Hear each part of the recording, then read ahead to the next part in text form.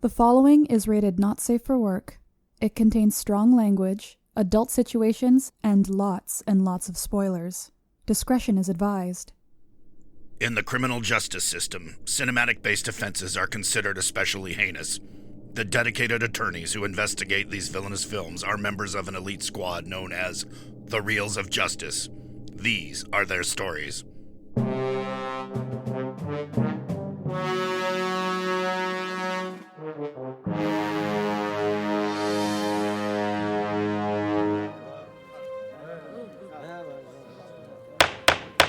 Order, please, order. The Reels of Justice is now in session. Judge, he made me Miss Ryan Luis Rodriguez presiding. Your eyes for the Honorable Judge Rodriguez. Miss Ryan Luis Rodriguez.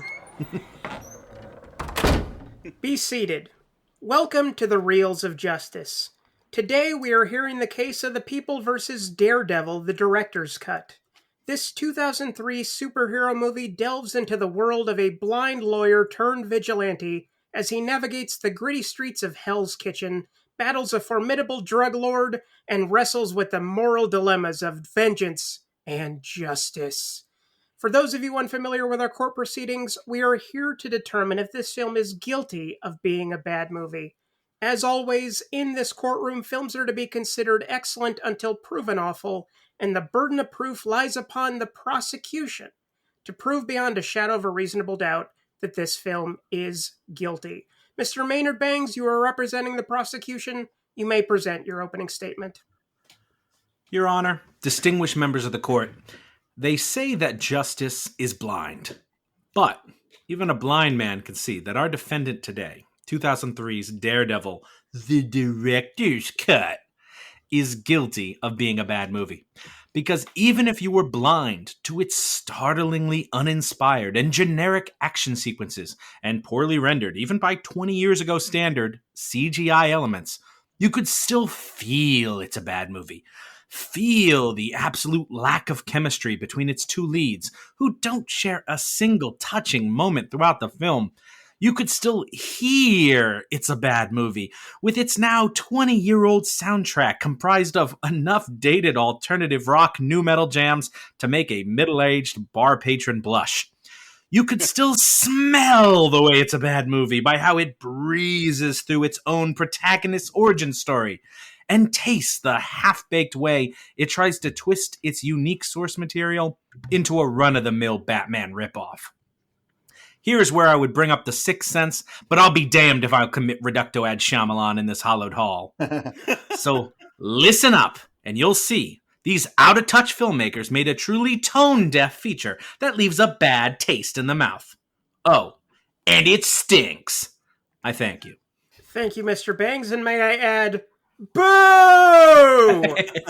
We were all thinking it. Appearing on behalf of the defense is Mr. Bede and Mr. Batch. That sounds like a couple of government agents, but I'll just go along with it. Please present your opening statement. Allegedly. Safe call. Allegedly, yes. But, Your Honor, ladies and gentlemen of the court, for too long, for 20-odd years, you have all been told that Daredevil was a bad movie. But we're here to tell you that it clearly is not.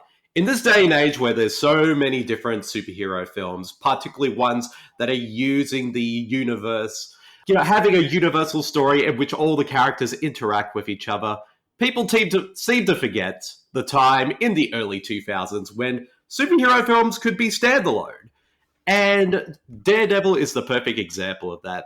This was a film that a lot of people kind of look back on and think that it's dated, but that is what's charming about the film, due to the fact that it pretty much represents what the early 2000s were like. And it's also a film that, unlike what the prosecution says, this is a film that was clearly made with passion, because the film's writer and director, Mark Stephen Johnson, when you listen to him in interviews or the audio commentary or the behind-the-scenes featurettes on this film, it's very clear that he has a passion for Daredevil and the comics themselves, and you can see that through this film. Is the filmmaking very much a product of its time, given how a lot of comic book films or just action films were made at that particular moment? Yes, totally. There's no denying that.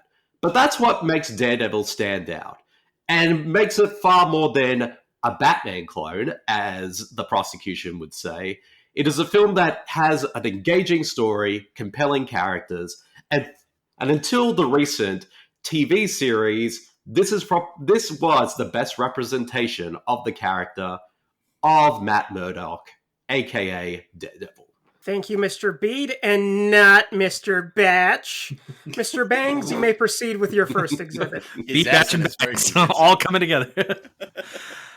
I just want to mention, this is the second film featuring Coolio we've done this season, and we're only like 3 to 4 episodes in. I have it on my notes. Not all of us are forgotten. So tread lightly.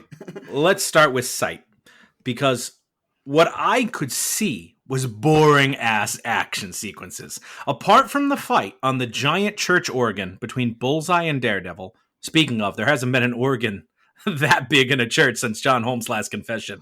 Oh! The rest of the fight scenes are pretty forgettable. Just a lot of punching and kicking, not much dynamic use of sets or surroundings. Objection, it was 2003, everything was punching and kicking. Okay, well then, thank you for holding up my point. And not much dynamic use of Daredevil's unique abilities, his enhanced senses. The movie plays a bit with him being blind, showing his echolocation-like radar, which the way it's rendered in here, where it is sort of based on some of the comics, where it gives him a visual sort of picture, like a mental picture of what's around him. For all intents and purposes, the dude's not even blind. It pretty much lets him see just like any of us, making, again, his being blind a mute point.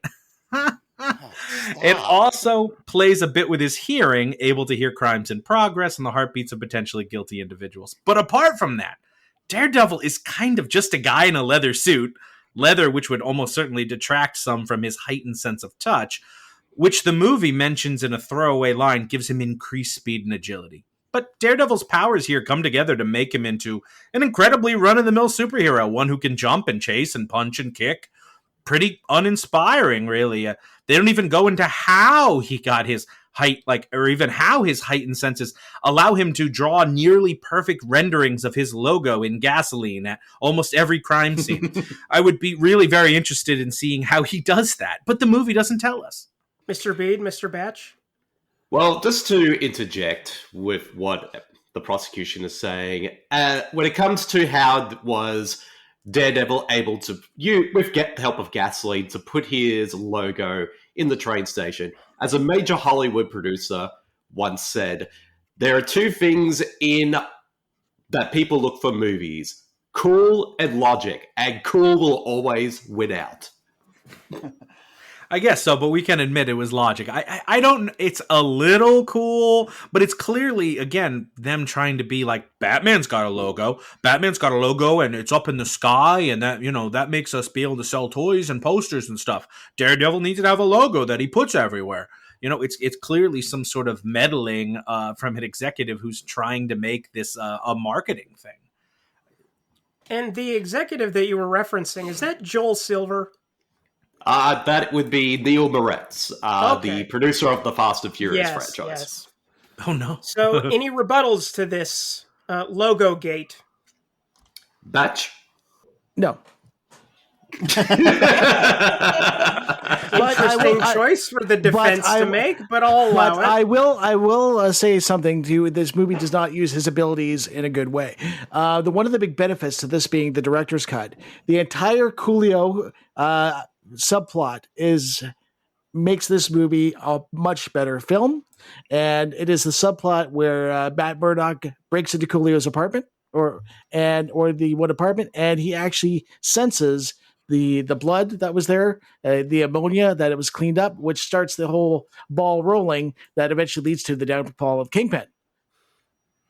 Well, I will say that adding the Coolio subplot in was a good idea. I could not imagine what the hell this movie was about before that was in there. So that is the one scene he really gets to use, which makes him sort of a detective that uses his other senses, but he barely ever gets to, like, Matt Murdock uses it a lot more than Daredevil uses it.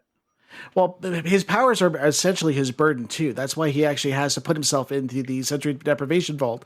And to hear that the woman got murdered, but he couldn't do anything about it, so I'm just going to sleep. That's something he has to deal with on a daily basis. I don't know that he couldn't do anything about it. I just think he didn't want to. He can't save everybody, I suppose. But if I can move on, we'll move on to another thing. Absolutely. Yeah.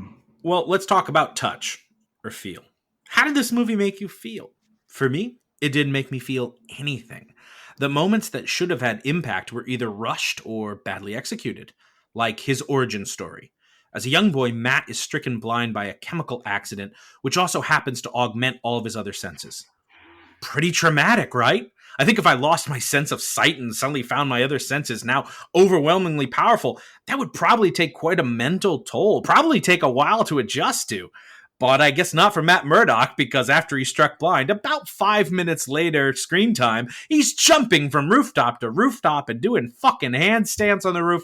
This movie doesn't spend any time showing Matt's progression into Daredevil, besides a couple minutes of montage, because it isn't interested in the character of Matt Murdock. It's interested in Daredevil and his wire-fighting action sequences, and it's seemingly in a rush to try and get to those as soon as possible. It blows over the death of Matt's father, the prize fighter, just about as quickly. Matt's father is gunned down outside a movie theater, showing the mark of Zorro. Nope, wait, that's a different guy. Easy to get them confused. It's essentially the same scene. Matt's dad is gunned down by mobsters after he refuses to take a dive, and this pushes Matt into becoming a masked vigilante. Blah, blah, blah, blah, blah. All of this, Matt's accident, his discovery of his powers, and the montage of him learning to use them, his dad's death, all of this takes place in basically the first 15 minutes of the movie. But that should be the movie. Matt grappling with his accident, the traumatic loss of his vision, learning to harness and master his newfound abilities, his complicated relationship with his father's place in organized crime, and the way it cost him his life, Matt's sense of justice balanced against his desire for revenge. This is your movie. Daredevil isn't Batman. We haven't seen his origin story told time and time again. We can take our time with it. Instead, this movie rushes to establish the hero so it can get to the flashy fight sequences and quippy villains. And so it gives you no time to feel anything. Defense, justify this prologue. Well, I will say to the prosecution's point that we have to remember at the end of the day, this version of Daredevil is a movie. It is not a TV show. And if there was a TV show, then you could easily have dived into many of those aspects of Matt Murdock's life, his relationship with his father, and also how he deals with his powers. But since we only have a 2-hour movie to deal with, or if you go by the theatrical cut, which was only an hour and 40 minutes, you kind of need the Cliff Notes version for that. But that being said, to your objection, don't Cliff Notes the important stuff. Leave Elektra for a second movie. You know, leave Bullseye for a second movie. Make this about Matt growing into Daredevil, maybe coming up against Kingpin, possibly foiling him at a somewhat young age. But don't be in a rush. They're in a rush to hurry him up and put him in the status of Batman. I will say that I don't agree with that assessment, unfortunately, but I will say this, though. It is, in terms of how the character... Yes, it does do the Cliff Notes version, but doesn't every other superhero film around this time, or even since this film, kind of do the exact same thing? Because, again, we're dealing with 2-hour running times, and you can only tell so much within the story. Now, Mark Steven Johnson has stated that he does, in hindsight, wish that he didn't put too much into the film. But as a fan, as a passionate fan of this material, he clearly wanted to have as much of everything that he loved about the comics in this film. And if I can add something, Bede. Yes. With Daredevil, fans wanted to see Elektra. Fans wanted to see Bullseye. Fans wanted to see Kingpin. So by doing that, they're giving everything that comic fans wanted to see in a nice, tight film. We didn't know this was going to be, could possibly be a trilogy. There wasn't That was 2003. So we were lucky to get this, and it gave everything that fans wanted in a nice, tight package. Now, you say we didn't spend that much time on him as a kid. Watch the Netflix series if you want that. This is not that. I agree. The Netflix series is good. But I think it was the perfect length it needed to be. One thing that drives me nuts about the Spider-Man films is they spend way too long on Uncle Ben dying. This movie just gets to the point. You get the basics. His dad was a boxer. He was killed. He got in the accident. His senses are heightened. It left Stick out. It could have crammed Stick in there too, but it didn't. Training him. So, I mean, one of the reasons they stick with Uncle Ben for so long in those Spider-Man movies is that's the development of the character. They're actually like getting you to buy stakes into it. By the time Matt Murdock has grown up here, all you know is that he had an accident and lost his dad. You don't really know that much about his sense of justice. And he's a fighter. He doesn't give up, just like his dad. Well, going back to the comic purists, his dad didn't want him to train fighting. This movie doesn't even really touch on that. Now, speaking of feeling anything, you can feel the absolute dearth of chemistry between Affleck and Jennifer Garner radiating from the screen. It's amazing to think these two were actually married for almost 13 years. She must have set a record for having a nearly 13-year-long headache. Apparently, the director's cut down some of the romantic scenes between these two, including a love scene. And maybe that's why it feels so empty here. It seems to come out of nowhere. He basically sees her. Well, he didn't see her. He apparently smells her because he talks about smelling her a lot. She smells like rose water, I guess. So he smells her coming into a coffee shop, proceeds to harass her. They enter into hand-to-hand combat, as is the traditional courtship ritual of Hell's Kitchen. Neither one of them seems slightly curious as to how the other is able to keep up with them in martial arts. Daredevil seems to drop the whole secret identity shtick, happily performing impossible feats in broad daylight in front of dozens of school children and passersby. Let's see, they meet at a party, he smells her some more, her dad gets killed, they kiss in the rain like Spider-Man and MJ, and then she gets murdered by Bullseye. That's basically it. I think Elektra is in the movie for less than an hour. Just long enough for Jon Favreau to first say her last name sounds like a Mexican appetizer, immediately followed up with familiarity with her billionaire father, whose name Favreau has no doubt heard countless times. But we had to get the nachos joke in there because it's so hilarious. It was. It was not. Defense, how do you feel about the representation of the romance between Matt Murdock and Elektra in this film? I think the fact that they don't sleep together is the film's biggest strength. It makes the characters more complex. It doesn't make you more complex. Just as in the theatrical version, as Matt was going to steal the deal, he heard someone else getting mugged, so he knew he had to go. He had to do his duty. Right. So exactly. I'm not saying we needed the love scene. I mean, it would have been great to have more than 2 or 3 moments between them that the film is trying to establish that these two are like passionately in love. As far as I'm concerned, she's a casual acquaintance. Like, hey, I saw you at a party one time and then a funeral. It really leads into the Romeo and Juliet of Matt Murdock and Elektra, that they are the star-crossed lovers that tragedy took way too soon. Well, I don't know about tragedy. Now, speaking of tragedies, though, I'll go to my next point. Let's go with Hearing. Because what I heard was a painfully dated alt-rock nu metal soundtrack featuring such embarrassing acts of the early 2000s as Nickelback after their first 3 albums. No thank you. Finger 11, and maybe most famously, Evanescence's Bring Me to Life. Possibly this film's true claim to fame. And while that song slaps with big 2000s energy, it also isn't subtly placed in this film. It brings the entire film to a halt. Not that it had much momentum going anyway, but it is all put on hold so the film can become a brief Evanescence music video for 90 seconds or so. And I won't lie, as a CD, this soundtrack probably does slap. It would probably make a great 2004 alt-rock nu metal playlist, but it is really distracting within the film itself. It does make those scenes feel more like music videos than if they had just gone with a composed score. And just one last thing I'll set up before I pass it over. I think it's it's a pretty bad taste that this film thought it could set up a sequel. They talked about 2003. We didn't know we'd have a trilogy. It was supposed to be standalone. No, this movie's trying to set up a sequel. It has Kingpin and Bullseye survive in the end.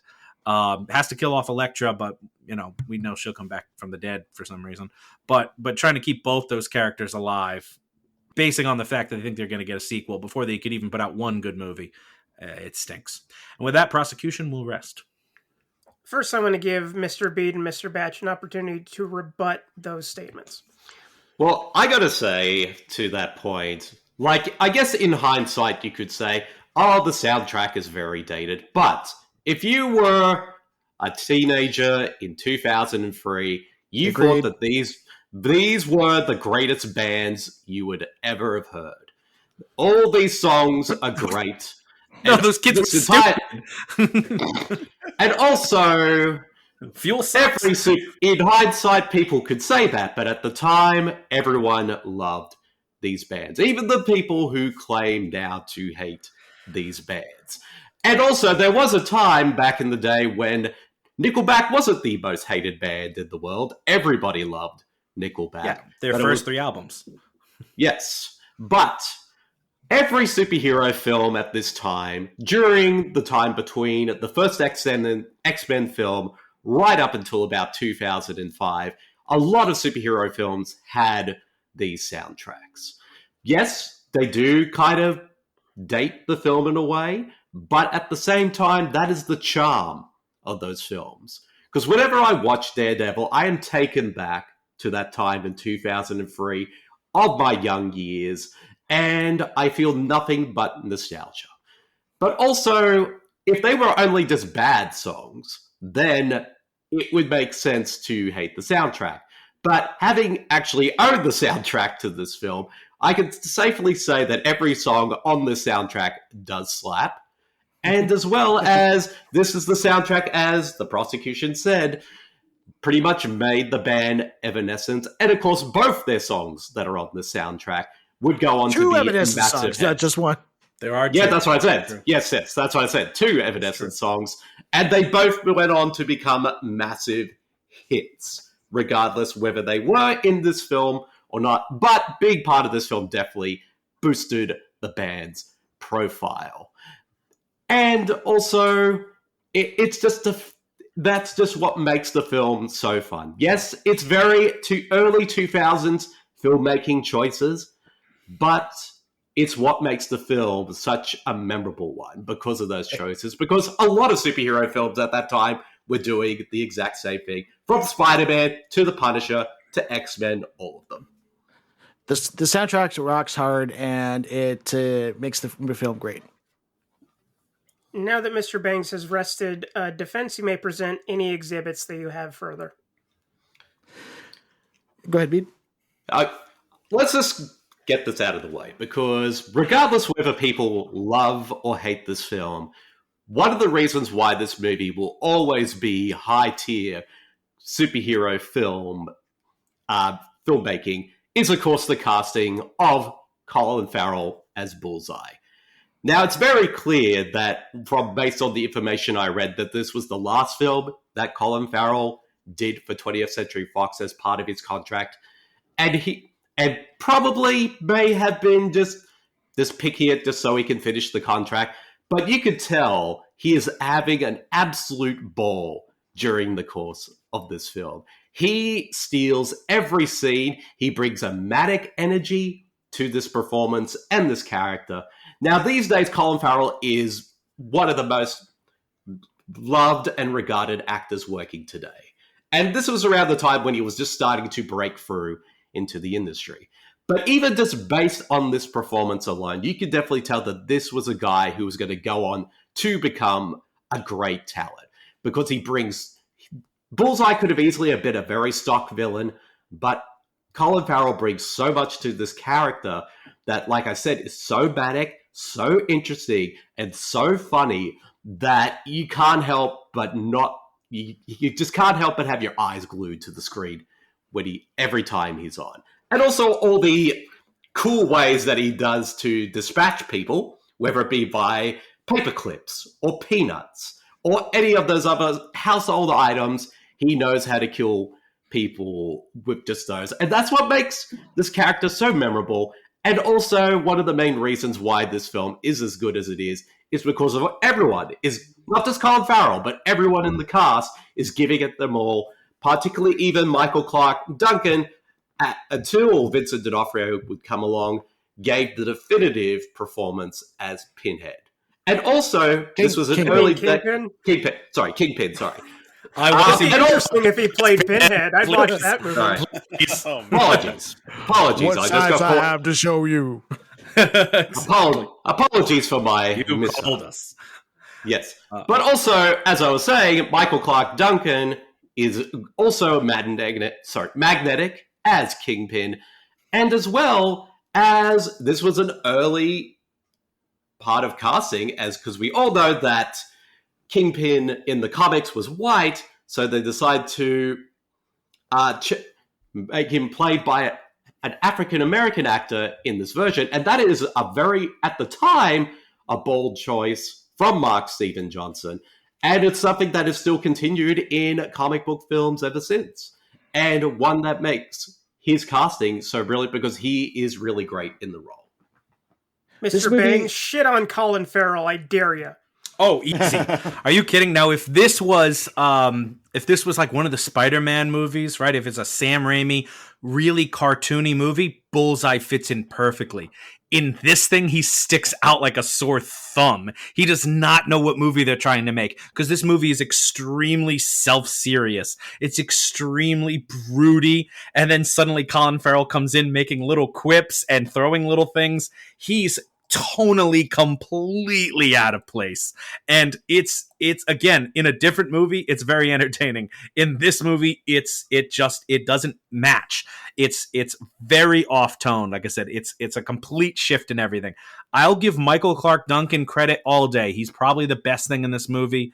Joey Pants also does a really great job. I think they did a great with his character too. Ben Urich, the reporter. But as entertaining as Colin Farrell is, he's like the guy who comes up and hams up a stage show and like just tanks the rest of the production because he's way too big for this, again, very dark and self-serious movie. Mr. Bede, Mr. Batch, you may proceed with your next exhibit. This movie very much is a love letter to Daredevil and the comics and Daredevil fans. It just screams at fun. Ben Affleck looks great in the costume. The costume looks accurate. Tons of cameos, tons of Easter eggs for Daredevil fans from names of artists. We get Kevin Smith in a cameo, who was one of the best writers on Daredevil with his Mysterio arc. Guardian Devil, yes. Yes. We see Karen Page in the director's cut, which is amazing for comic fans as well. I wish she was Karen Page gets to do exactly two things in this movie. She does get to solve, apparently, this in the director's cut. She gets to figure out the clue. Otherwise, She offers to get them coffee. Like, this is a major character in the comic books as Karen Page. She's essentially the third musketeer in their legal team. She's Daredevil's main romance. And she gets, 20 seconds of screen time in this? But at least we get to see her. And they didn't screw it up. And they didn't screw it up. She got to get them coffee. It was great. But, so I think this is a great film. I think it's a great Daredevil film. And it was definitely a product of its time. And I'd say the defense rests. Okay. I do want to say one more thing about the comic. I believe Daredevil wears spandex, not leather. I mean, if you know anything about leather, the sound it's going to make with how sensitive he is to sound, it's going to be driving him nuts. He actually wears armor. He wears like a padded nano armor, but that's neither here nor there. Maybe it's different comics. Comic book nerds on the internet told me it was spandex, Your Honor. I listened to them. So, okie doke. All sides have rested their cases. The attorneys will now present their closing arguments. Mr. Bangs, you may begin. Your Honor, distinguished members of the court, in an interview with the illustrious Playboy magazine, January 2014 edition, the one with Kate Moss featured on the cover, it was a 60th anniversary special edition. Ben Affleck said there was only one movie he actually regretted. Naturally, the mind reels with the seemingly limitless number of movies that Ben Affleck probably should regret, and reels again at the fact that he only regrets one. Only one movie that eats at him. Only one that keeps him awake at night in cold sweats.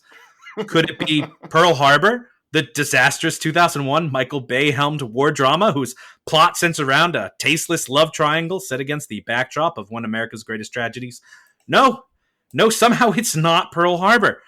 Then surely it must be Jiggly, his notoriously failed 2003 rom-com featuring his then-girlfriend, now non-consecutive wife, Jennifer Lopez. No, amazingly, it isn't Jiggly. Then it must be Surviving Christmas or Reindeer Games. No, it wasn't either of them. Nor was it Phantoms, or Armageddon, or Jersey Girl, or Runner Runner, or Paycheck, or 200 Cigarettes, or The Third Wheel. Christ, Ben Affleck has a lot of awful movies. No, the movie Mr. Affleck confessed he regretted to the illustrious Playboy magazine was the defendant here today, Daredevil. Of all the vapid, unlikable trash Affleck has attached his name to over the years, the only one he would turn the hands of time back on is the one on trial here today. And his dislike of the film is what inspired him to do Batman vs. Superman: Dawn of Justice. So there's just one more thing we can hold against this film. I thank you. Thank you, Mr. Bede and Mr. Batch. Please present your closing argument. Take it, Bede.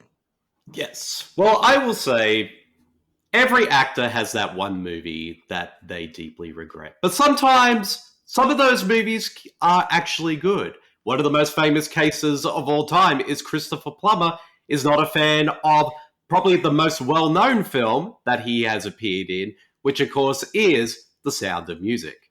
Now, while it is understandable Ben Affleck may have serious problems with Daredevil, but compared to some of the other bad movies that he has appeared in, particularly in this period when Benefil was at an all-time high, Gigli was coming out, Paycheck was coming out, it's very clear when you look at that period in the early 2000s when Ben Affleck's profile was so heightened, it's very clear out of all those movies he made, Daredevil is without a doubt the best one there.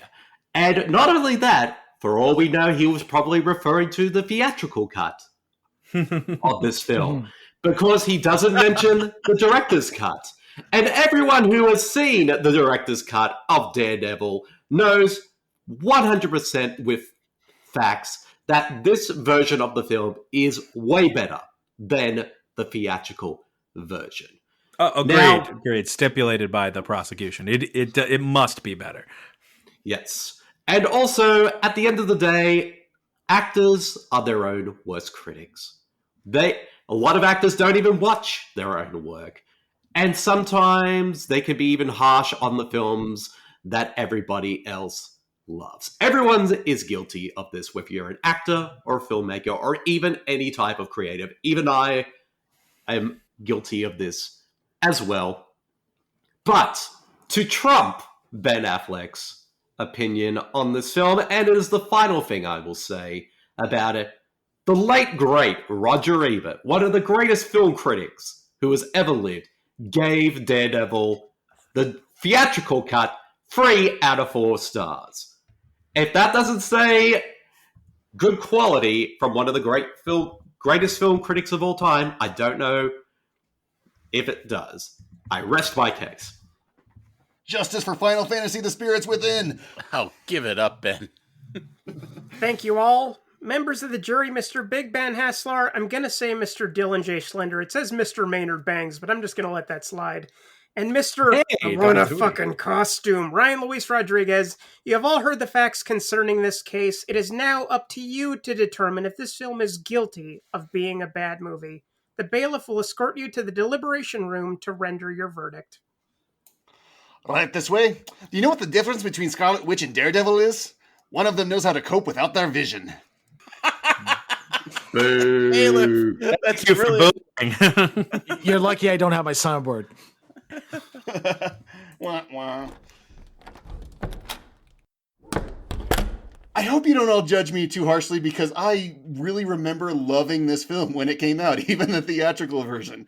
Of course, I was young. I was stupid. There were things that I overlooked that I now see clear as day that I can't unsee, like that fight that they're doing in the playground is just absolutely ludicrous.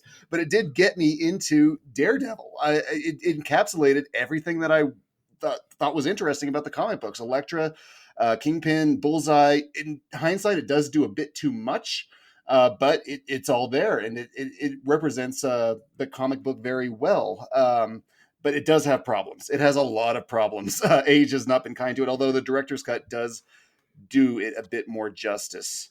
Dylan, what do you think? Well, I have to. I'm sure I saw the theatrical version at some point, but I mean, without this Coolio through line story, what was the connective tissue for this movie? Like, I just there wasn't really any. There was not a lot. Okay, because I'm watching this movie and I'm like, what is the plot? I don't understand why they wanted to cut it down that much. It's much better with that stuff. So, they're like, no, an hour 40 minutes, no more. Like, okay. So I want to look at the strongest points brought up by each respective side. I would say Maynard's strongest point is definitely the chemistry between the two leads, Garner and Affleck. It is atrocious. It is painful to watch. It's not interesting. I have no idea how they like this guy was shooting this movie and it's like, that's it. This is exactly what I want. It's impossible. Can I counter that a little bit though? No. Yeah, go for it. What do you got? Okay, fine. Because the theatrical cut does like throw them into like a sex scene like immediately, and like with that lack of chemistry, it makes no sense. Where in this case, their relationship seems a lot more strained. So like it is kind of like they missed each other. You killed the only two people I ever loved. It's like, dude, you haven't known her long enough to be in love with her. What is this? He was smitten. Yeah, he's the only one that can keep up with him on a playground fight. I guess like, you killed my father and someone I was smitten with. And let's be honest, Matt Murdock is a slut. He sleeps around, so he falls in love every other day. All right, well, maybe. But anyway, then I would say on the defense's side, I do think the strongest point is the villains. I love Colin Farrell as Bullseye. Maybe it is tonally not great, like Maynard pointed out, but I think in a weird way it kind of works because Daredevil's so serious. But again, it's kind of like the Batman analog, right? Like they're trying to make him a little more, feel more like the Joker, I feel. I don't know how manic he is in the comic books. Everything I know about manic. He's pretty psycho. He's a psychopath. That's fair. But so if it's a good representation, it's a good representation. I think Colin Farrell was great. He was getting to the height of his powers, like everyone said. Or as I call him, Colin Farrell. Colin Farrell? Because he's absolutely feral in this movie. Ah. And then Michael Clark Duncan as Kingpin. I mean, that was dream casting. I remember being a kid watching the Spider-Man cartoon with Wilson Fisk's Kingpin, and I remember thinking Michael Clark Duncan after seeing him like Green Mile and stuff. I'm like, even though he's not white, he would be a perfect Kingpin. And then they cast him as Kingpin, and then he put on 20 more pounds of muscle. He was almost 330 pounds of muscle in that movie. It was glorious, and he absolutely crushed it, literally. So I did appreciate. I did appreciate all that, and then the soundtrack is a coin flip. Because everything both sides said is 100% true. So I don't know how you weigh that. It is pretty funny. The movie kind of turns into early 2000s music videos. Like it almost felt like I was watching MTV at some point. So I think we had two strong cases. Ryan, if you'd like to expound a bit more. Well, I mean, I also saw this. I saw this opening weekend in 2003, and I absolutely loved it. But like Ben, my taste was not very refined at the time. No. So I liked a lot of crap. I liked basically anything that a Hollywood studio would put out, and then I'd watch an independent film and go, no, this is the true way. This is how movies are made. Ooh, X2. I'm going to go watch that. It is hands off X2. I like X2. I do too. But this is actually a surprisingly faithful adaptation of the character. Like the compressed origin story does kind of feel like it's the recap from the previous issue. Like I expect a little box to pop in that says a little star and it says Smile and Stan recommends issue 43. Like that's kind of how it plays for me. I do not like this movie anymore. But of course, as a nerd, I'm sitting there going, ooh, Kevin Smith is playing Jack Kirby. Okay, that's interesting. He wrote my favorite Daredevil arc, as we mentioned before, Guardian Devil. It's the best. And then, little nods to Frank Miller and David Mack and Brian Bendis. And the fact that they named a rapist after Joe Quesada, I don't know how he felt about that. I'm going to have to assume he wasn't too crazy about it. And the needle drops are as bad as anything in Titan AE.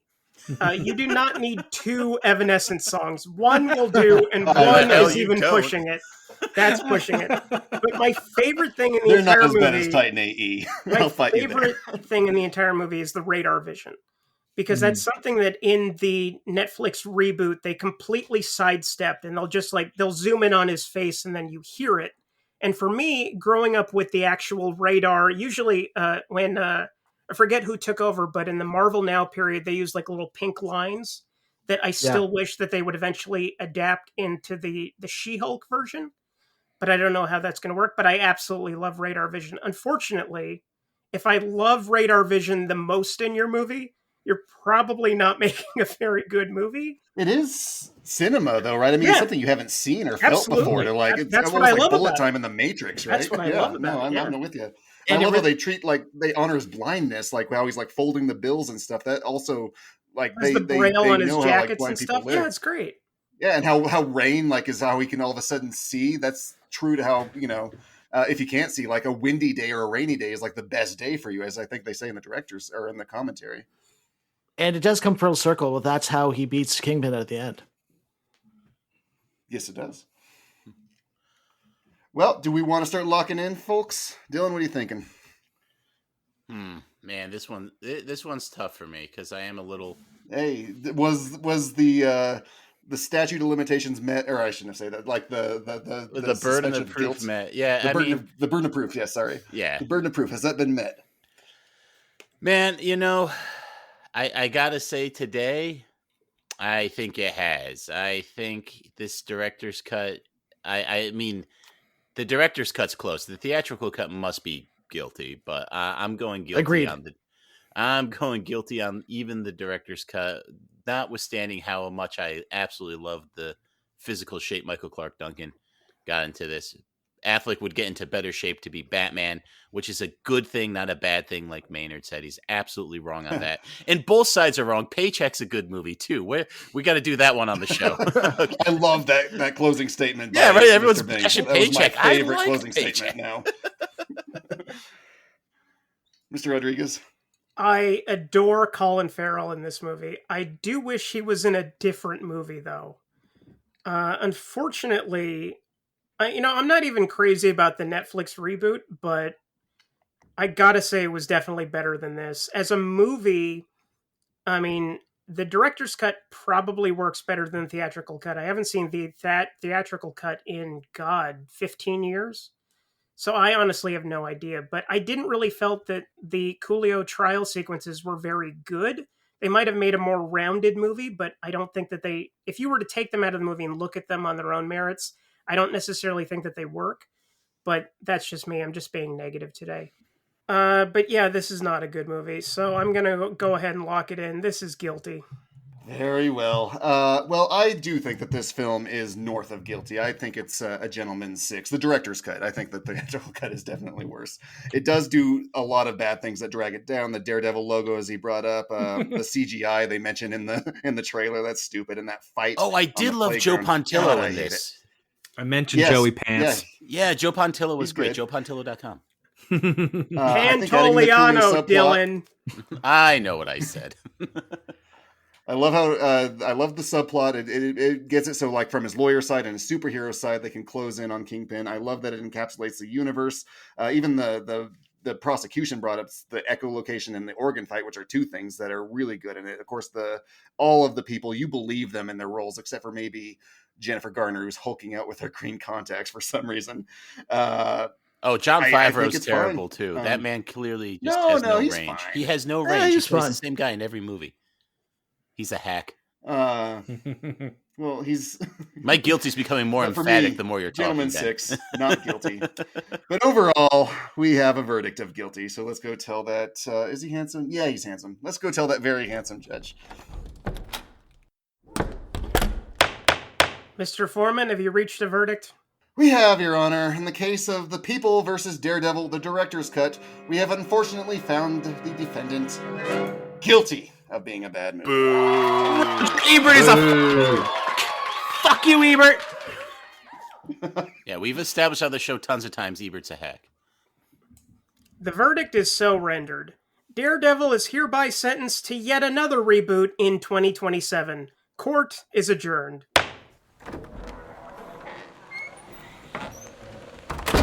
This is Jack Fastener reporting to you live from outside the Reels of Justice. Maynard Bangs, would you care to share your thoughts on the jury's verdict? This is this character is borderline. I just want you to know this is just you're a white character with a deep voice, right? I am intellectually distinct. Okay, just make sure. Anyway, the jury had me a little worried. Two of them said they had loved it back in the day, and I knew the passion coming from the other side, and I had to go 2-on-1, so it was a real tough. It was looking tough, but I had lots to go on and attack, and I'm glad I could get Ben's favorite closing statement. So that's nice. So I feel good about this. I'll sleep at night just like nothing. All right, it was just business. It's always business. And here comes Bede and Batch. Excuse me. Could we get a word on how you feel about today's verdict? Well, yeah, you go first, Batch. This is a travesty. We will appeal this, but I was doing this case pro bono, so no skin off my nose. Well, I'm going to say without a doubt that in hindsight, the jury's verdict is going to look back very badly, just like how the prosecution claims to have seen this film. So that's all I'm going to say about it. Thank you very much. That is all we have from the courthouse today. Let's go back to the studio for post-trial analysis. Okay, but you're a white kingpin with just a really deep Jack voice. Fastener. He is an intellectually distinct character. Okay, but say you're white. Say that part. Well, I'm white. Jack Fastener he's everything, man. What? Because you're playing him. Thank you. Anyway, interesting trial. I hated to bring. I felt I went really hard a lot. So I hope no hard feelings to you guys. Oh no, it's all good, brother. I definitely went in, and I know you guys really do like this movie. I'd never seen it. What's crazy about this is I loved Colin Farrell around this time. I was seeing Phone Booth. I remember watching The Recruit with Al Pacino a lot. And so I remember seeing trailers for this. I'm like, Colin Farrell's in it. I'm in. And just for some reason, I never got to seeing it until you guys. Well, because it was only in theaters for 2 weeks, so you were busy those 2 weeks. Wait a second, you watched The Recruit a lot? Yeah. Yes, I did. I told you I liked Colin Farrell. There was what are his other movies? That's a limit I can't go past. What are his other movies? What was his? Oh, I love Phone Booth. Love Tigerland. He's great in Tigerland. Okay, what were Hearts that War. movies around that time? Hearts War was another one I watched a lot. Tigerland was his first. I don't think I saw Tigerland. I should have. Joel Schumacher movie. It's really good. You should watch it. Another Schumacher? Oh, okay. But does it have him? Does it have a woman talking about breaking her dick hand? No, because Phone Booth did.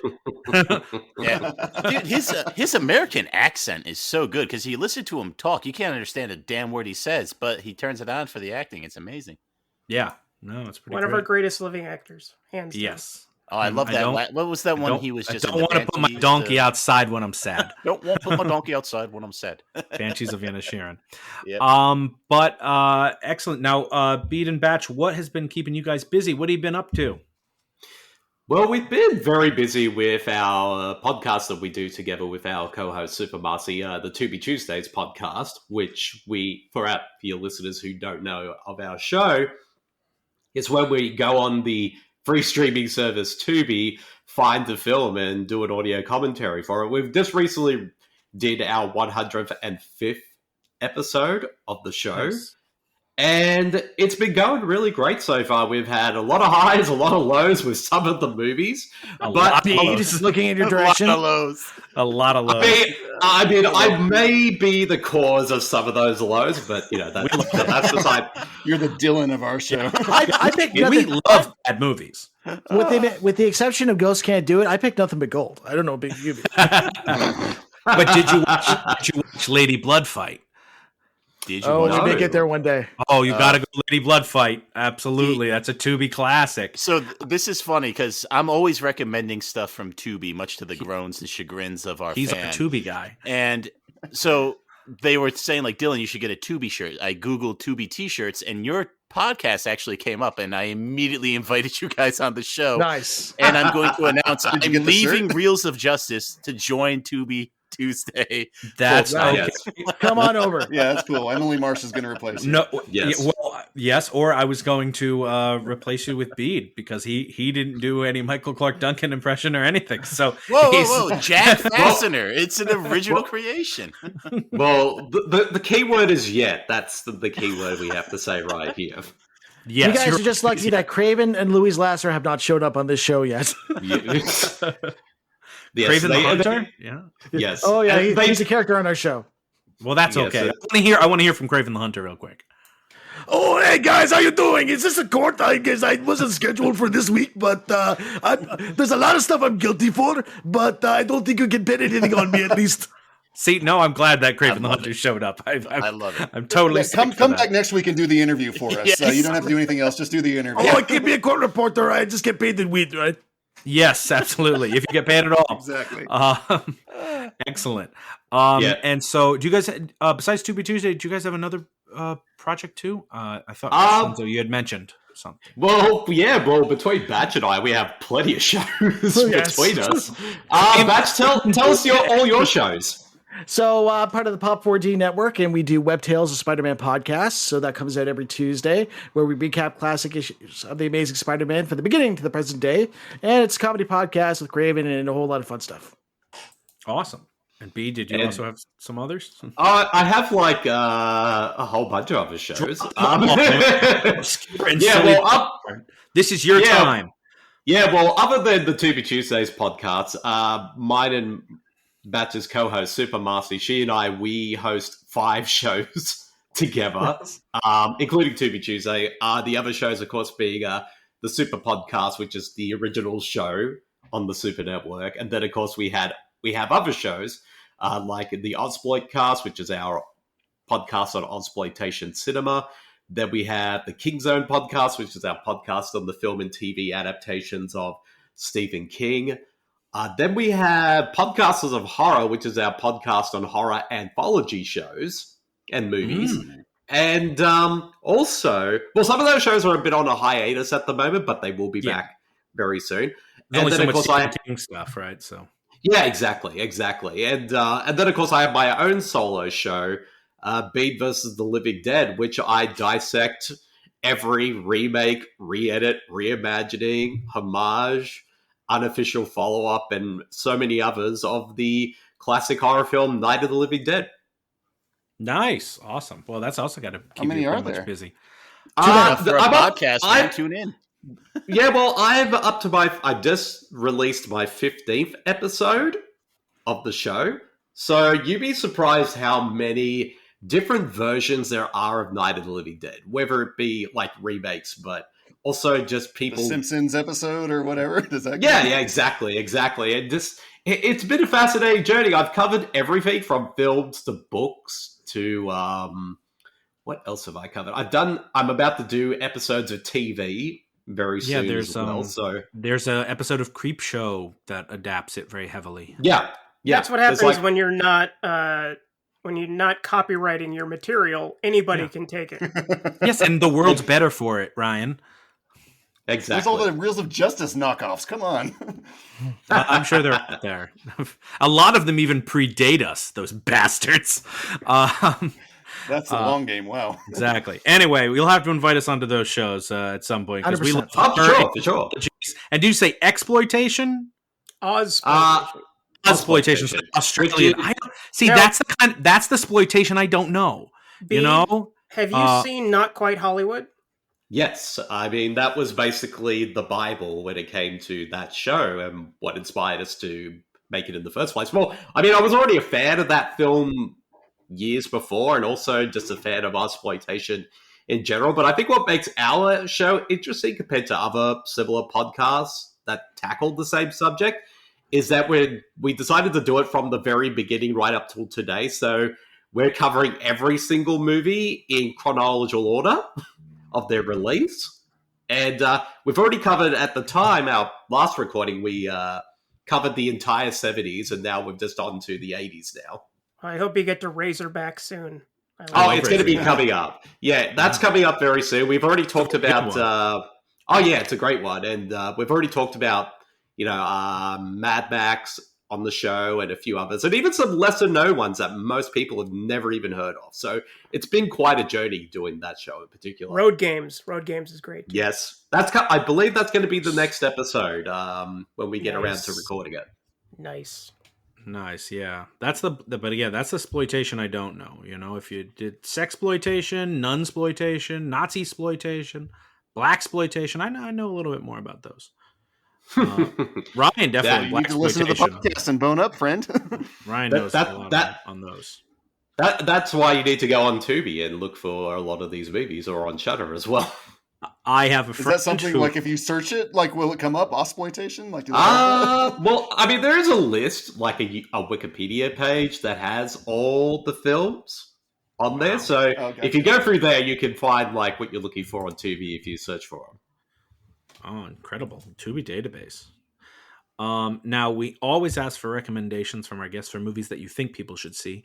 So what is a movie that you think people should see? Batch, I'll let you go first. Oh, geez. Bede, you go first. You're more of a movie guy than I am. Oh, geez. Well, there's so many movies out there at the moment that I really enjoy. Well, at the moment, I'm currently doing Junesploitation, which... the website F This Movie started, where basically every day you watch a film based on a prompt that they give. Like it could be like a 90s comedy or 80s horror and films like that. So one of the films I'm definitely going to recommend is a Lucio Fulci film. And it's not one of his horror ones. It's actually a Western that he directed from 1975 called Four of the Apocalypse. And this one's a really great one because I was expecting it, because if you've seen a lot of Lucio Fulci's films like Zombie or City of the Living Dead or The Beyond, he is the godfather of gore. And I was expecting this to be like a full-blown like action Western with a lot of blood and guts, but it's kind of more of a character piece, and it's actually more of a drama. And also, surprisingly, at the end of it, it actually made me a bit misty-eyed as well. So I was not expecting that from from Lucio Fulci. So Four of the Apocalypse is definitely my pick, and also it's Tubi related because it is on Tubi Australia. I'm not sure if it's on Tubi US or Canada, but it might be. So if it is, definitely check it out. Boot up your God invented folks. VPNs. Yep, boot up your VPNs, folks. I got one. I got one. Have you guys done Night Killer? Have you guys done Night Killer yet? Nope. On the show, you got to watch Night Killer. Night Killer was the one movie on the Tubi Tuesday podcast that turned the corner of the show, and we figured out what the show was. It is probably one of the batshit crazy horror movies you've probably ever seen. It's just a weird film that changes genre at least 2 to 3 times. Who is the director of that, Bede? It's Claudio Fragasso, the director of Troll 2. Along with Bruno Mattei, the director of like knockoff films like Robo War and Hell of the Living Dead. So watch Night Killer, may change your life, and not for the better. Just put it on the list, Schlenzo. Oh, it's on there. And believe us, there are a lot of things in that movie you're not going to see coming, and it's going to change your life when you watch this film. Just let it wash over you like a fever dream. Yes. No, that's good advice.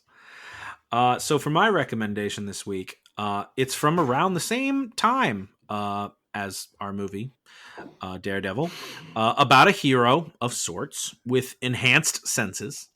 The Chronicles of Riddick from 2004. Oh, Another film with a director's cut that extends and improves upon the original. Yep, 100%. Cutthroat badass Richard B. Riddick is back. This time pitted against mercenaries, ruthless prison guards, and an army of death-worshipping warriors led by a supernatural tyrant. Big Ben beat me to recommending its predecessor, the vastly superior Pitch Black. But this sequel continues to develop its anti-hero protagonist and attempts to establish some unique lore for the universe, even if it gets out a little over its skis. It still has some great action set pieces, and Carl Urban, and Dame Judi Dench as some kind of ghost lady elemental thing. I don't know. Like I said, a little out over their skis.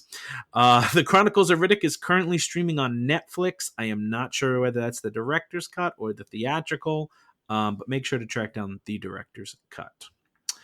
Ryan, why don't you give us your recommendation? My recommendation this week concerns a French film from 2022 and writer-director/star Louis Garrel.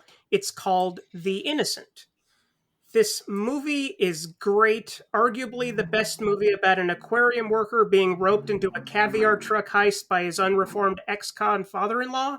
I believe you.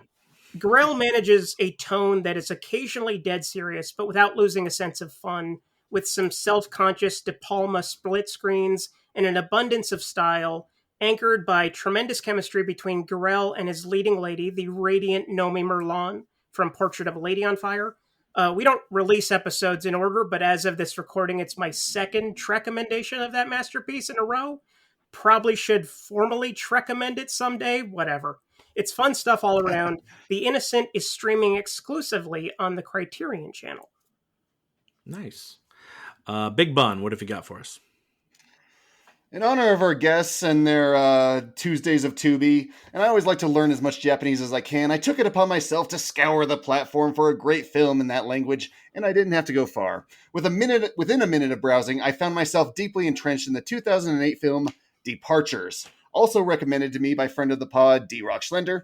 Departures examines the nobility of death when a young cellist who can't find work in a symphony accidentally finds himself working for an undertaker, thinking that he was applying for a travel agent position.